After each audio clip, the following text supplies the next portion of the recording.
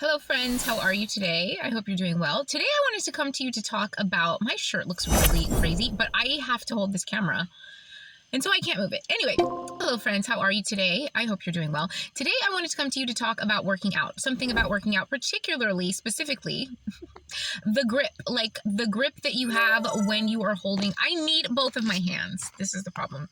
When you're holding onto a machine, I know that people say that there's such thing as a wrong grip, and I'm sure that there is. However, there are a lot of ways to grip something, to lift a weight or pull a weight.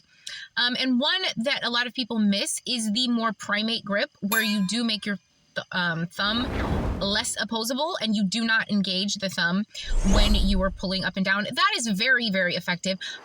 You want to engage all of the muscles of the arm. If you'd like to be cut, like to where you can see each muscle, even like when you move it, and you want to have like a cut, if you can see it, like you want your forearm, there we go, to be as cut as your bicep or your tricep, and you want those things to be cut, you have to use full range of motion and many grips. Like, think about it. You could grip, if you could, the machine like this, like this, like this. If your pinky was strong enough, you could lift a weight with your just this grip.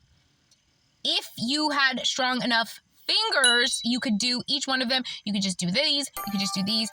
There's a lot of ways to grip something. And the more you play with stuff like that, and figure out the full range of motion of your muscles, the more like defined each one of those things is going to be. When you use these muscles regularly, like work them out individually or in little groups, because they are in groups, you could study the musculature of the human form and see exactly what you're doing if you wanted to. They start to form on their own. Instead of having one big bicep or tricep, you could have the definition in the musculature. You just have to pay attention to it with your head and, just by addressing each one of those things separately.